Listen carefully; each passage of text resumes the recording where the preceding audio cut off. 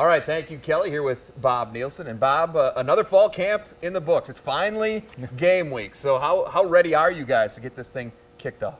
Well, amazingly, I think this might have been the shortest preseason camp I've had in a long time. At least it seems short with the new NCAA rule and how the number of practices has changed. And you add to that we've been in class already for a little over a week. So, you know, we're certainly, you can feel game week, but it seems like a short preseason. Well, what are your thoughts on that, the difference compared to what you've gotten used to over the years? Well, I think because you can do more in the summer now, the transition to fall camp is easier.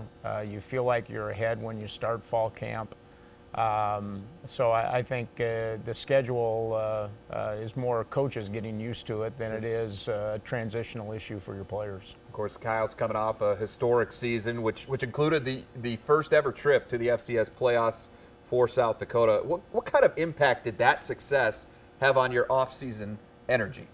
It certainly gave us another level of confidence. Our guys all understand now what it took to get to the national playoffs, what it's going to take to get there again, and what it's going to take to not just get there, but to make a run deep into the playoffs, which is what the goal of our program is. Do you feel that difference in expectation within your locker room just because of what you guys accomplished a year ago? Yeah, without question. You know, the satisfaction of making the playoffs, of just making the playoffs, won't be the same. And that's what you want to do. You want to establish a higher level of expectations for your program, and in a step-by-step process, we've reached the first step. Now, last year, offensively, you put up some incredible numbers, historic numbers here for South Dakota football. Austin Simmons now the guy, of course, that's holding the keys to that group. So based on what you've seen out of him, since he's kind of inherited this offense last spring, how confident are you that he can pick up where Chris Streveler left off? He's, you know, he's not going to be Chris Streveler. He's going to be Austin Simmons.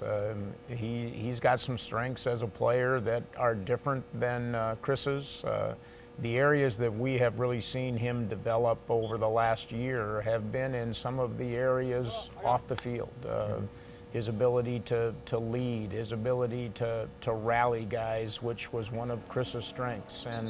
And Austin is a guy that our players have a lot of confidence in. And, you know, now it's just a matter of continuing to build his experience and continuing to provide him opportunities to see things. And I'm confident he's going to be one of those guys that he's going to get better every week of the season here in 2018. So aside from Austin, what excites you most about this year's offense?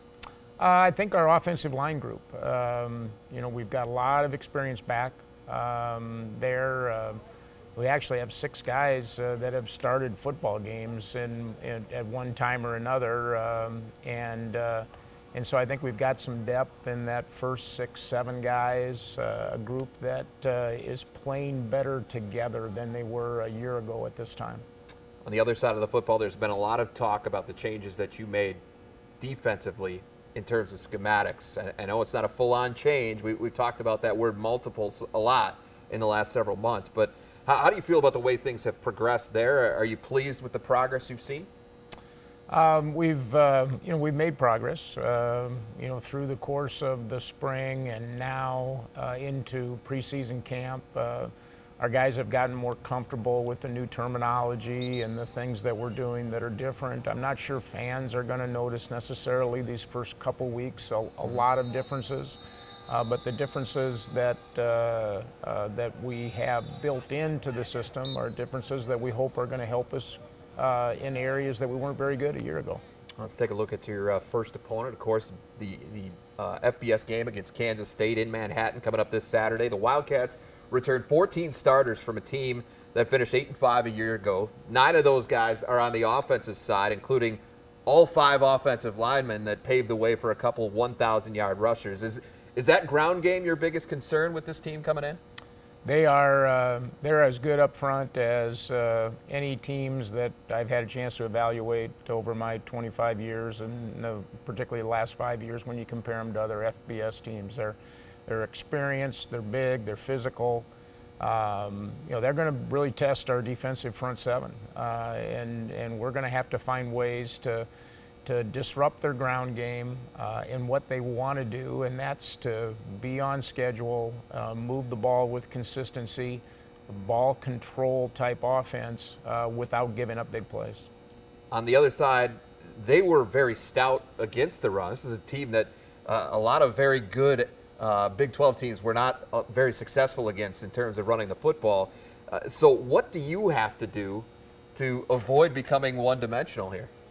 Well, you have to be consistent in your execution. They're extremely fundamentally sound on defense. They're not going to give up the big play, and at the same time, they're going to be very stout, as you said, against the run. So, you've got to take your yards. Can't get into an off-schedule game against them.